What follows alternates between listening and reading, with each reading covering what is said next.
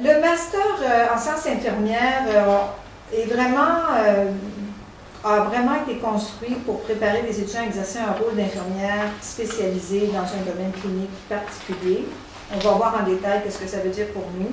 C'est une configuration de programme Bologne, 90 ECTS.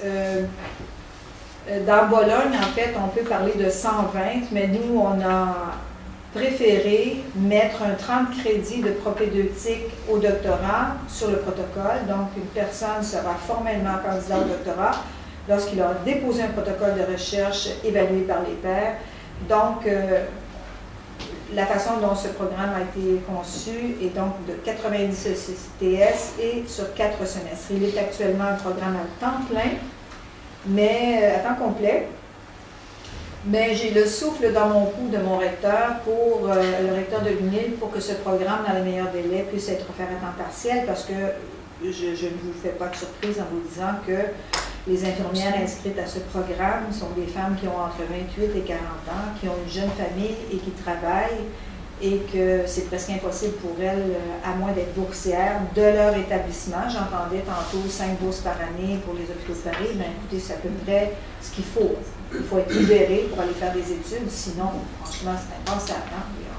Entre 28 et 45 ans, les gens ont des jeunes familles, ont des enfants. On ne peut pas cumuler tout ça. Alors, l'admission typique, c'est un bachelor, mais ça, j'en ai parlé. On a des admissions atypiques, mais je vous dirais que là, le corridor est très mince. Le programme est divisé en 5 modules. Le premier module est un module sur les fondements de la discipline infirmière. Et dans ce module, on travaille à l'épistémologie des sciences, comment se génèrent les savoirs. Épistémo, philosophie des sciences, c'est un de nos profs HES qui donne ça, Dr. Michel Fontaine. Analyse de concepts, c'est aussi un prof d'une HES qui donne ce module, qui s'appelle le Dr. Thomas Doucet. Et des fondements théoriques de la discipline infirmière, c'est Dr. Maya Chara. Par la suite, le module 2 est vraiment axé sur les méthodes et les outils scientifiques. Donc, on a 2 cours de méthode de la recherche, on a 2 cours de stats, on a un cours d'outils analytiques qualitatifs et on a un séminaire longitudinal de recherche. Je pourrais commencer à parler de l'arrimage avec le bachelor maintenant ou la licence, parce que au master, je ne devrais pas être obligée de donner 2 cours de métaux et 2 cours de stats. Ça devrait être vu au bachelor. Dans l'état actuel de l'Institut, où le bachelor a commencé à peu près en même temps, on commence, nous, parce qu'on demande 2 ans d'expérience avant d'entrer au master, on commence toujours, c'est la première année cette année que nous avons des étudiants diplômés de la licence du bachelor. Donc, à terme, je dirais d'ici 5-8 ans, on ne devrait plus avoir 2 cours de méthode et 2 cours de stats parce que ça, c'est vu déjà au bachelor et là, on fait de la compensation ici. Là.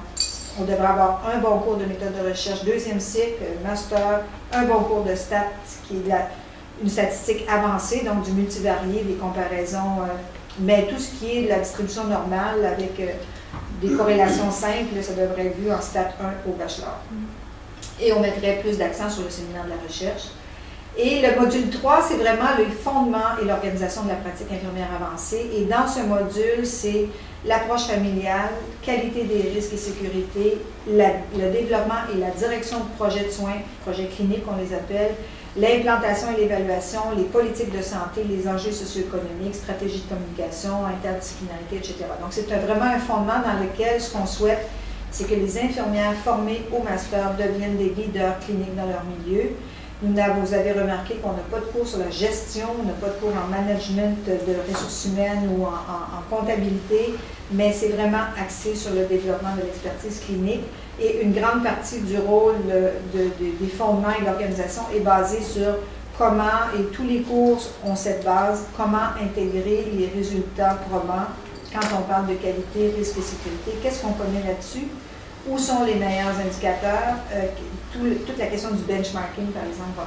Donc, nos infirmières qui sortent de ce master sont capables d'être des leaders cliniques et ce qu'on souhaite qu'elles puissent jouer le rôle d'agent de changement et d'être capables de stimuler la culture scientifique, je dirais. Donc, elles doivent également faire des cours à choix de 10 ECTS dans leur concentration, vieillissement, santé mentale ou soins critiques.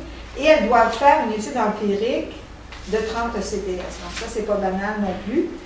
Donc, au terme de ce programme, où elles sortent franchement un peu fatiguées, je le dis bien franchement, elles sont capables de faire de manipuler suffisamment les concepts de la recherche pour les utiliser, pour repérer la recherche exemplaire, pour repérer la recherche, pour proposer des pratiques exemplaires. Elles sont capables d'accompagner les transformations en faveur des pratiques exemplaires et elles sont capables d'accompagner les équipes à stimuler cet intérêt pour il y a 3 questions qu'on aborde quand on fait de la recherche. Est-ce que j'ai tout ce qu'il me faut pour faire ce que j'ai à faire? Et c'est souvent la seule question qu'on pose. Mais les 2 autres questions sont tout aussi importantes et on les exploite beaucoup dans le master. C'est est-ce que je fais bien ce que j'ai à faire? Est-ce que les processus cliniques que nous utilisons sont les meilleurs? Est-ce qu'ils ont été reconnus? Et la 3e question, c'est ce que je fais bien, est-ce que ça donne ce que j'attendrais, ce que nous attendons que ça donne? Donc, toute l'étude sur la structure, sur les processus et sur les résultats. En ce qui concerne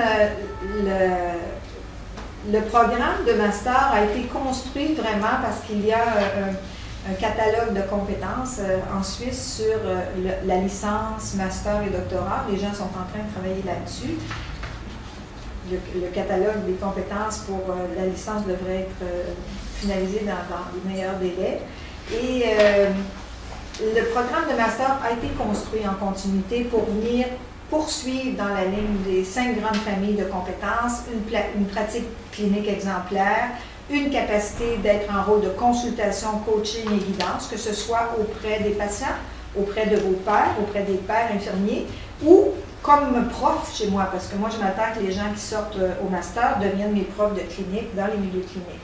Alors, moi, j'ai besoin d'une structure d'encadrement pédagogique et actuellement, j'ai des profs de clinique dans les milieux cliniques, mais c'est les masters de chez nous que je veux qu'ils deviennent nos profs de clinique.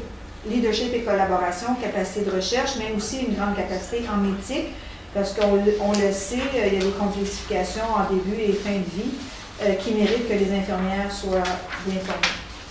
Donc, nous avons fait du travail assez important avec les HES, avec les hautes écoles de santé, avec le catalogue des compétences qu'ils sont en train de développer pour construire une arborescence de compétences avec des niveaux de complexité accrus. On parle des compétences de bachelor, par la suite les compétences de master, mais c'est dans la même lignée des compétences au doctorat. Donc, pour nous, c'est un doctorat en sciences infirmières qui doit toucher la pratique clinique ou les enjeux qui entourent cette pratique clinique et toutes les compétences dont je vous ai parlé, elles sont exploitées de manière beaucoup plus grande au doctorat en mettant un focus très très important sur la méthodologie de la recherche et les savoirs innovateurs. Ce n'est pas ce qu'on demande au master. On ne demande pas à des masters d'être en ligne pour développer de nouveaux savoirs. C'est pas du tout ça.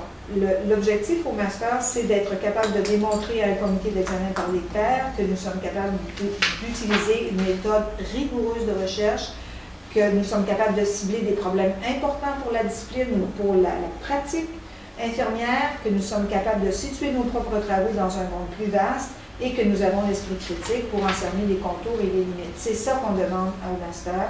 On ne demande pas d'avoir des savoirs innovants. Au doctorat, par ailleurs, une thèse est inacceptable si elle réplique des savoirs qu'on connaît déjà. Soit qu'on l'applique dans un nouveau contexte, soit qu'on agrémente ce qu'on sait déjà avec de nouveaux concepts. Je disais ce midi que la marque de commerce des études supérieures, c'est l'examen par les pairs. Donc, c'est vraiment la marque de commerce de la recherche que quand vous mettez le pied en recherche, c'est que vous acceptez d'être évalué par les pairs et nous avons des processus d'évaluation par les pairs à partir du master. Donc, il n'y a pas une étape qui ne se fait pas par l'évaluation par les pairs. Donc, on soumet un protocole à des pairs, on soumet un article à des pairs, on soumet notre protocole de recherche au doctorat à des pairs, incluant à l'intérieur du master, c'est des pairs à l'interne de l'Institut, mais au doctorat, c'est des pairs à l'externe. On a 2 évaluateurs externes. Donc, c'est la meilleure façon qui a été trouvée jusqu'à maintenant pour bonifier les démarches et ces pairs peuvent être dans la discipline, mais peuvent être dans des disciplines connexes, étant entendu que nous travaillons en collaboration très étroite avec les médecins des concentrations cliniques que nous avons eues, donc un chercheur, un professeur de carrière qui vient de la médecine ou du travail social et qui est intéressé peut devenir notre évaluateur par les pairs externes. Bien sûr, il y a toujours 2 évaluateurs internes, mais au doctorat, on est 4 évaluateurs, et puis même la 5e, parce que le directeur de la délibération pourrait dire son mot. Donc, on a fait un effort particulier. Alors, quand je vois que la licence est en train de se mettre en place, même si vous n'avez pas actuellement les filières qui sont ouvertes, il faut la planifier dans le sens que vous commencez à construire les assises pour aller plus loin. Je disais à votre collègue tantôt que franchement, on a été très, très touchés quand on a su que la filière pour vous ne s'ouvrait pas jusqu'au doctorat, mais pensez-y déjà parce qu'elle s'ouvrira.